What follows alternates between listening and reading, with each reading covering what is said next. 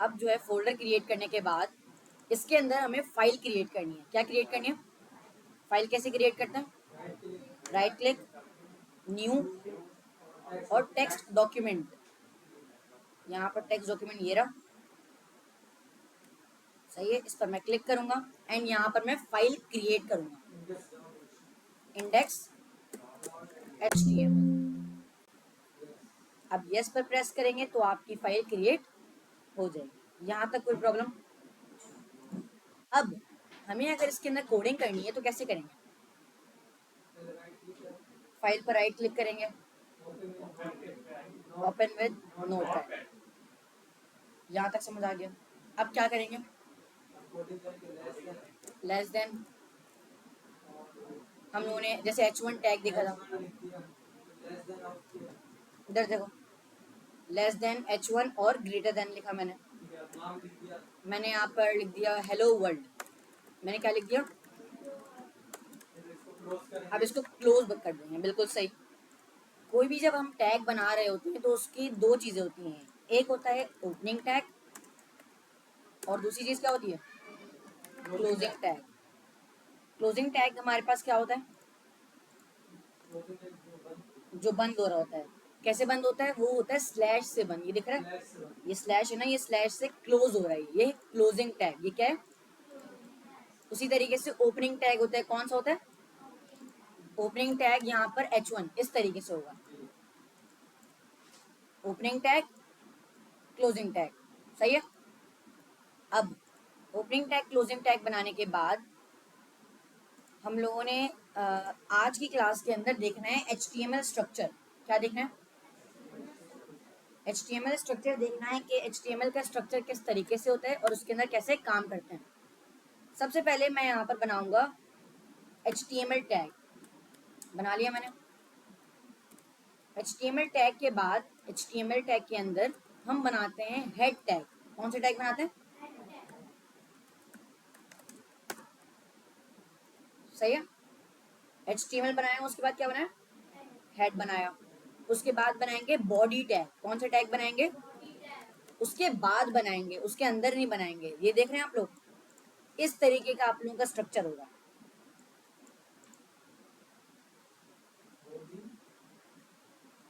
Tag बन जाएगा जी।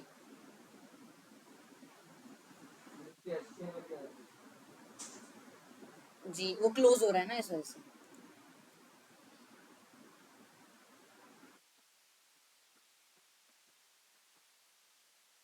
अब हेड टैग के अंदर हमें एक और टैग बनाना है, टाइटल सर है, टाइटल का टैग। कौन सा टैग मैंने बनाया? Title tag. सही है। इसको अभी मैं समझाता हूँ ये सारे टैग्स क्या करते हैं, कैसे लगते हैं। सही, ये 1 2 3 4 5, 1 2 3 4 टैग्स हम लोगों ने बनाए। कौन कौन से? Head, title, body, HTML। 4 tags की मदद से हमारा स्ट्रक्चर क्रिएट होता है। अभी यहाँ पर जो टाइटल लिखा हुआ है, ये टाइटल हमारे पास है कोई भी वेबसाइट का टाइटल। लिखे कॉपी लाए, कॉपी में लिखो ये कोड जो मैंने लिखा है, जल्दी लिखो।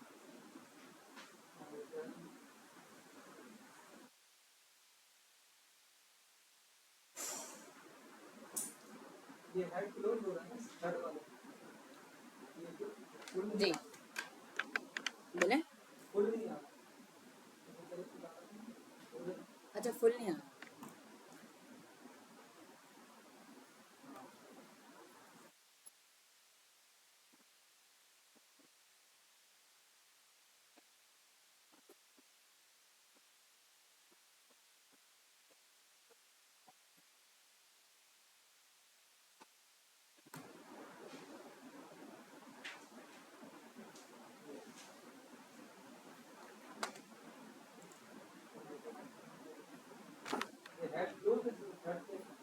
जी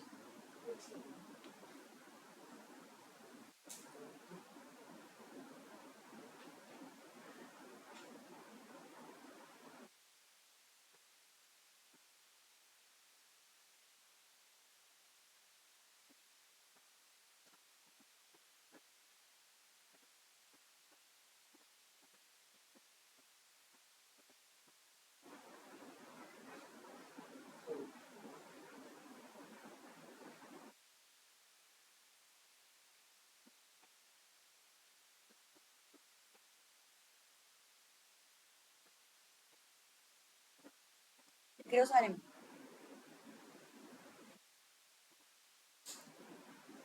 अभी हमारे पास इसके बाद जो है हम देखते हैं कि कैसे इसके अंदर हम टैग्स लिखते हैं।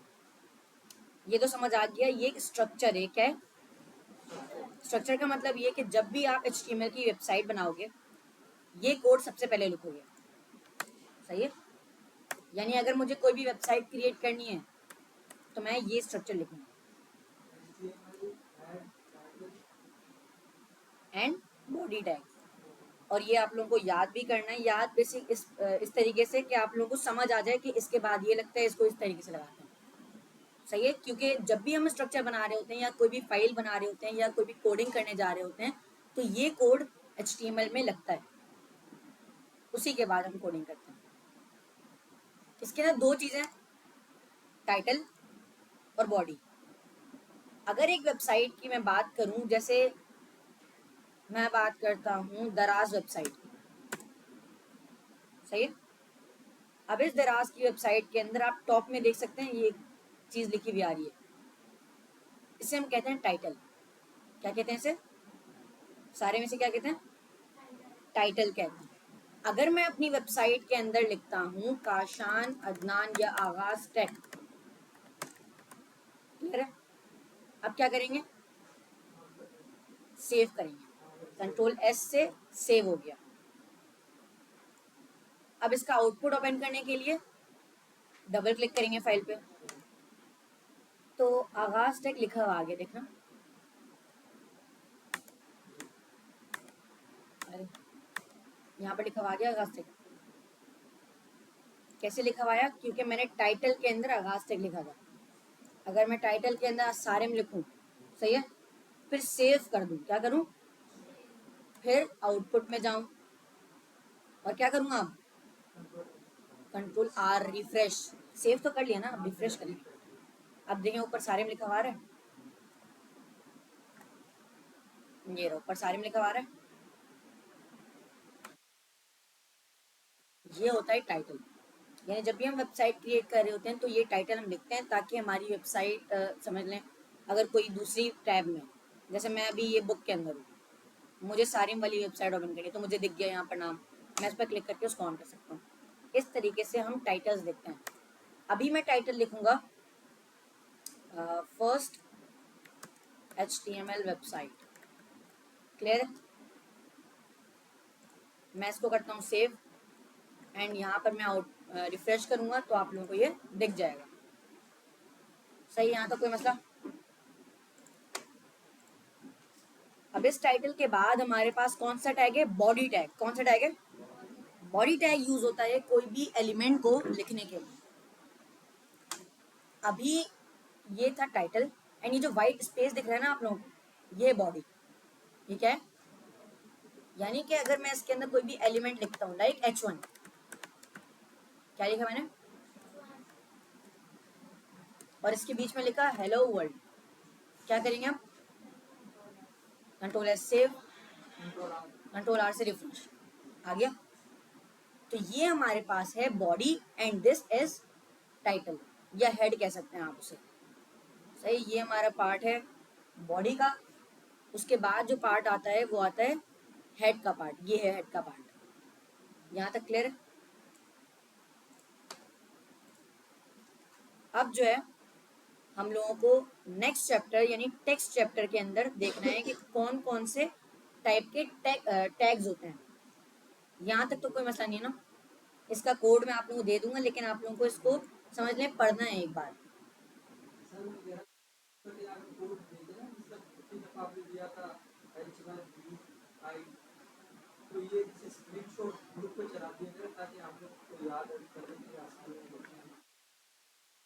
चलें, वैसे मैंने कोड दिया हुआ था गिटहब में,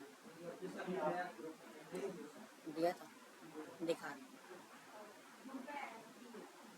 ग्रुप में ऐड नहीं है। 2 मिनट,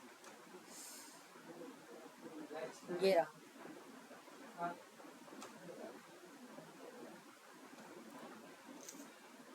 दिया था मैंने गिटहब का लिंक दिया था।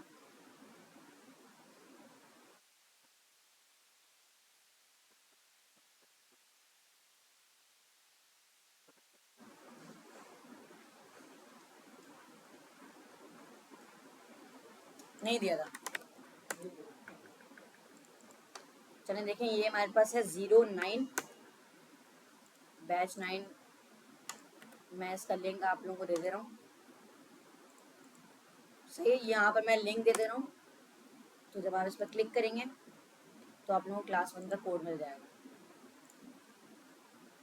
ये जो हमने बोल्ड इटैलिक H1 पैराग्राफ किया था वो है। अब जो अभी नया वाला आपने दिया ना वो भी आ जाएगा। जी जी, इसमें आ जाएगा। सही है, यहाँ तक समझ आ गया। अब क्या करना है हमें? अब हमें सीखने हैं टैग्स। लाइक बोल्ड इटैलिक तो हम लोगों को पता है। बोल्ड किससे होता है? बी टैग से। इटैलिक कैसे होता है? आई टैग से। इटैलिक किससे होता है? बोल्ड किससे होता है? बी टैग से। ये याद रखना। सही है, तो मैंने यहाँ पर क्या लिखा है? मैंने यहाँ पर लिखा बी, और बी के अंदर लिखा काशान, सॉरी बी। तो ये जो काशान है क्या हो जाएगा? बोल्ड हो जाएगा। सही है। अभी इतना छोटा क्यों दिख रहा है? क्योंकि H1 बड़ा होता है एंड बोल्ड वगैरह जो है वो स्मॉल है, पैराग्राफ है वो बेसिकली। मतलब हाँ, आप इसको H1 के अंदर लिख दो।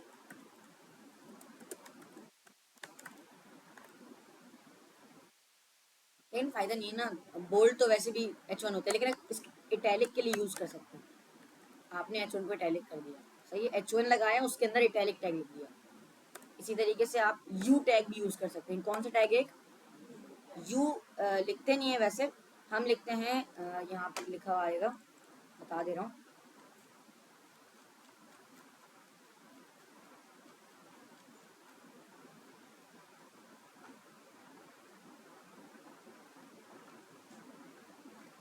हाँ, हम लिखते हैं इंस टैग। हम क्या लिखते हैं? INS, इंस। इंस का मतलब इंसर्ट। अब इससे क्या होता है? इससे ये होता है अंडरलाइन आ जाता है। क्या आ जाता है? ये लिख लिए इंसर्ट, INS इंसर्ट। INS की फुल फॉर्म है इंसर्ट, एंड यहाँ पर इस क्या कर रही है? अंडरलाइन कर रही है, ये देखो। सही है। अब जो है यहाँ पर हम लोगों को शुरू से आते हैं। ये तो मैं एक चीज़ बता रहा था कि कैसे करना है, लेकिन अभी हम लोगों ने ये देख लिया कि कैसे बोल्ड करते हैं, इटैलिक करते हैं और अंडरलाइन करते हैं। अंडरलाइन करने के ना दो तरीके हैं। एक है यू टैग से कर सकते हैं आप। यू टैग से भी सेम काम होगा।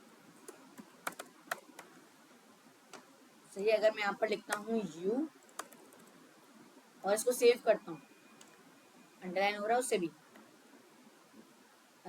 लेकिन इंस टैग क्यों यूज होता है? इंस टैग एक सिमेंटिक टैग है। इंस टैग क्या है? सिमेंटिक टैग का मतलब होता है SEO के लिए यूज होता है। SEO यानी सर्च इंजन ऑप्टिमाइजेशन के लिए यूज होता है। बेसिकली इसका मतलब ये है कि आप ना अगर INS का यूज़ करते हो तो वो आपकी वेबसाइट को रैंक करने में मदद करता है। यानी कुछ चीज़ें होती हैं जो आपकी वेबसाइट को ऑप्टिमाइज करती हैं, उनमें से सिमेंटिक टैग्स आते हैं। कौन कौन से? यू एक सिमेंटिक टैग नहीं है, यानी कि यू की मदद से आप उसको ऑप्टिमाइज नहीं कर सकते। आप INS का यूज़ करोगे तो फिर क्या होगा? वो ऑप्टिमाइज होगा, यानी वो बेसिकली सिमेंटिक टैग बन जाए। इसको सेव करेंगे, आउटपुट ओपन करेंगे, दोनों से सेम काम होता है। इसी तरीके से आई, आई एक टैग है। आई से क्या होता है? इटैलिक होता है। एक और टैग है EM यानी एम्फेसाइज। एम्फेसाइज से भी सेम काम होता है, लेकिन EM क्यों यूज होता है? SEO के लिए। इसी के साथ साथ एक हम लोगों ने देखा बोल्ड टैग। सही है, बोल्ड टैग हमारे पास काम करता है बोल्ड करना। लेकिन एक और टैग होता है स्ट्रॉन्ग टैग। कौन सा टैग होता है? स्ट्रॉन्ग टैग भी सेम काम करता है, लेकिन स्ट्रॉन्ग क्यों यूज होता है? SEO के लिए। सही है, यानी कि अगर आपको अपनी वेबसाइट को ऑप्टिमाइज्ड बनाना है यानी अच्छा बनाना है तो आप यूज़ करोगे इन सारे टैग्स का, एस स्ट्रॉन्ग, EM, INS, इस टाइप्स के टैग का यूज़ करोगे। वरना वो सारी वेबसाइट, आपकी वेबसाइट को समझ लें, अगर मैं लगा के दिखाता हूँ यहाँ पर शो होगा कि नहीं वो देख लेते हैं।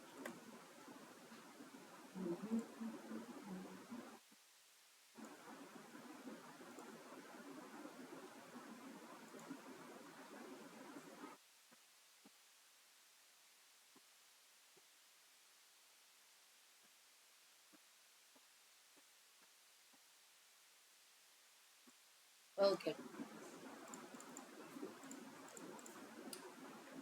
सही है। अभी हमारे पास हम लोगों ने ये चीज़ें देखनी कि बोल्ड क्या होता है, इंस क्या होता है, स्ट्रॉन्ग क्या होता है, इसमें कोई मसला नहीं है।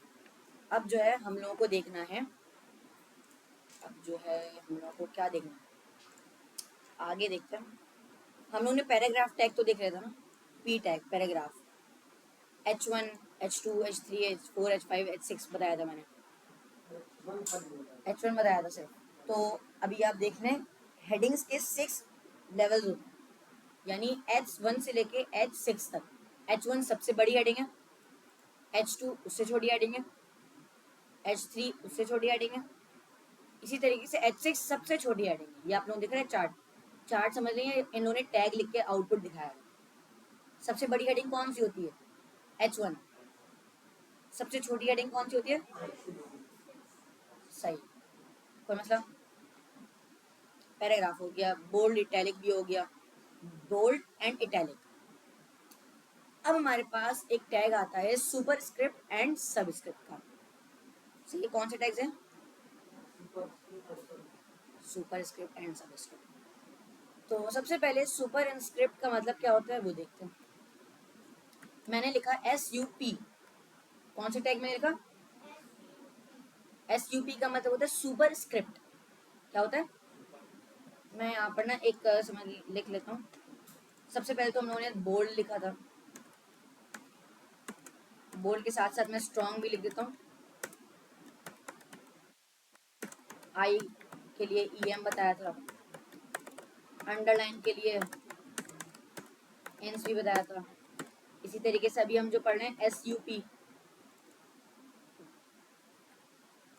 मैं यहाँ पर फुल फॉर्म लिख देता हूँ।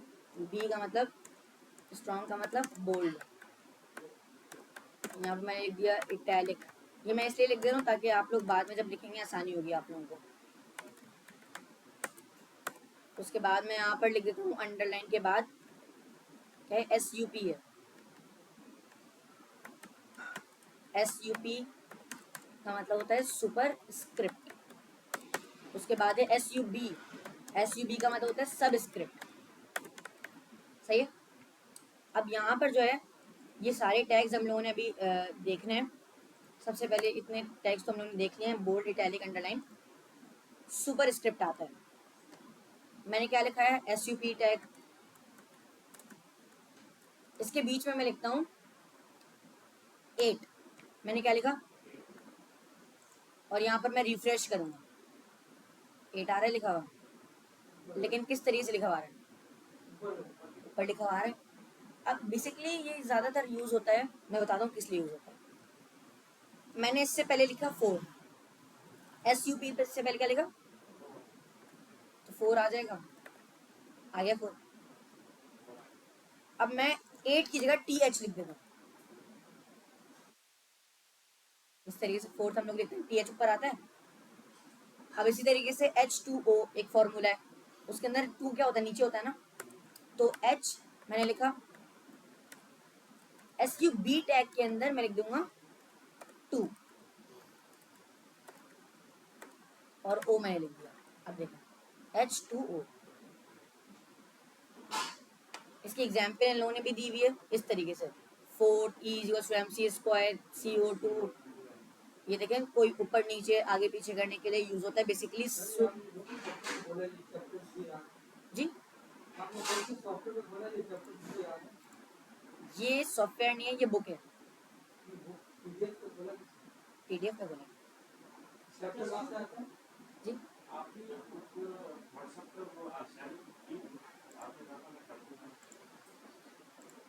याद दिला दिया अगर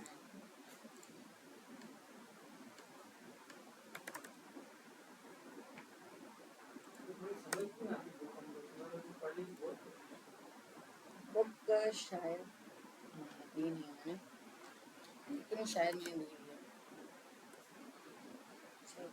नहीं।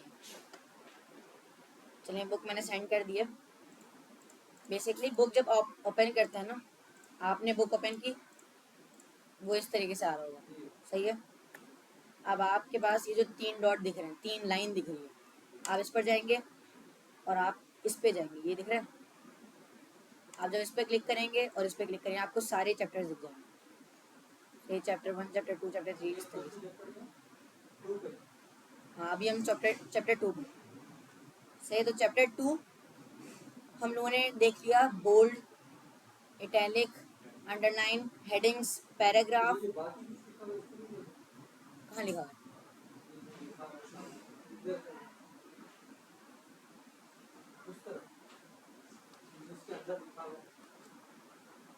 किधर?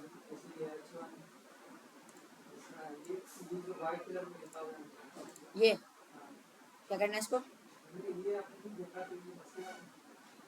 हमने देखा तो H1 लगाते कैसे, वही चीज़ है, कोड लिखा हुआ है बस। हम लोगों ने H1 लगाना देखा, उसी तरह से मैंने बता दिया बस H2, H3, H4 क्या होता है। आप लोग भी प्रैक्टिस करेंगे तो आप लोगों को समझ आ जाएगा, सही है। क्योंकि ये सारी सेम चीज़ें ना, इस वजह से मैंने आप लोगों को बस एक ही बताया। पैराग्राफ ये समझ लें, एग्जाम्पल इन लोगों ने दी हुई है ताकि आप यहीं पर समझ सकें। अब आप लोगों को SUP और SUB समझ आ गया। SUP क्या करता है? SUP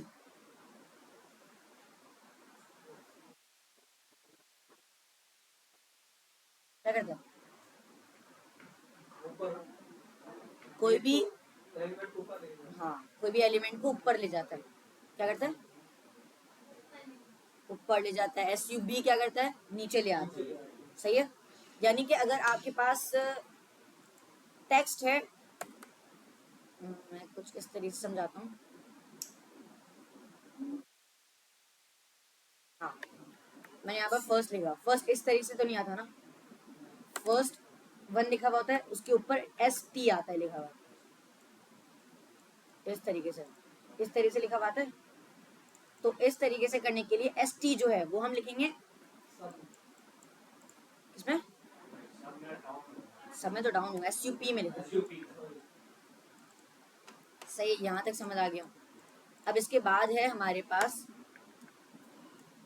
BR टैग,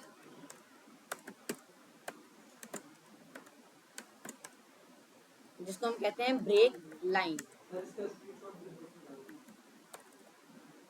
उसके बाद हमारे पास है HR टैग, एंड ये हमारे पास हो गया हॉरिजॉन्टल लाइन,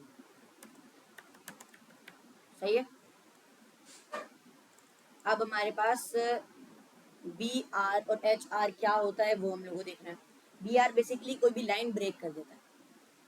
क्या करता है? लाइन ब्रेक करता है। यानी कि अगर मैं यहाँ पर लगाता हूँ एक पैराग्राफ, सही है, पैराग्राफ लगाया मैंने, इसके अंदर मैं एक सेंटेंस लिखता हूँ। मैं यहाँ से कोई सेंटेंस उठा लेता हूँ,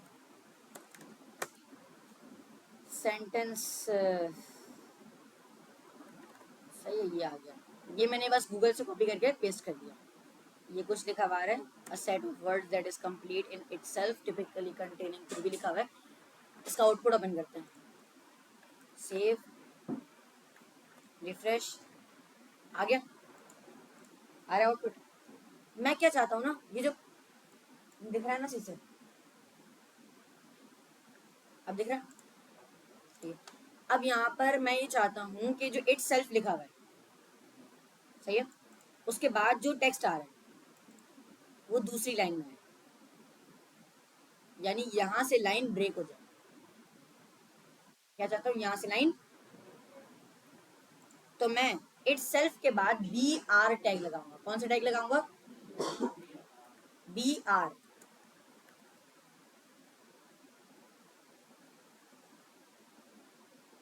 इट सेल्फ के बाद नीचे आ गया टेक्स्ट, इट सेल्फ के बाद नीचे आ गया। अब मैं चाहता हूँ प्रीडिकेट जो लिखा हुआ है उसके बाद नीचे आ जाए, तो मैं यहाँ पर प्रीडिकेट के बाद BR टैग लगाऊंगा। कैसे लगा रहा हूँ वो देखिए, मैंने यहाँ पर BR लिखा और उसको स्लैश के साथ यहीं पर क्लोज कर दिया, इसका क्लोजिंग टैग नहीं बनाया मैंने। इस टैग को हम कहते हैं सेल्फ क्लोजिंग टैग। इसको हम क्या कहते हैं? Self closing tag. बेसिकली इसी के अंदर ये क्लोज हो जा रहा है, यानी इसी के अंदर हम लोगों ने स्लैश लगाया, इसका मतलब क्या है, ये इसी के अंदर क्लोज हो जा रहा है, that is called self closing tag. दूसरी लाइन में आ गई। अब मैं चाहता हूँ ये जो एक्सक्लेमेशन लिखा हुआ है उसके बाद जो टेक्स्ट है वो नीचे लाइन में लिखा हुआ है, एक्सक्लेमेशन के बाद मैं लगा दूंगा BR क्या लिख दूंगा, नीचे आ गया। अब मैं चाहता हूँ सम टाइम्स के बाद जो टेक्स्ट है वो नीचे आ जाए, तो मैं सम टाइम्स के बाद क्या लगाऊंगा, BR। आगे नीचे कोई मसला यहाँ तक सही है। अब जो है हम लोगों को यहाँ पर मैं 2 मिनट ओपन कर लेता हूँ।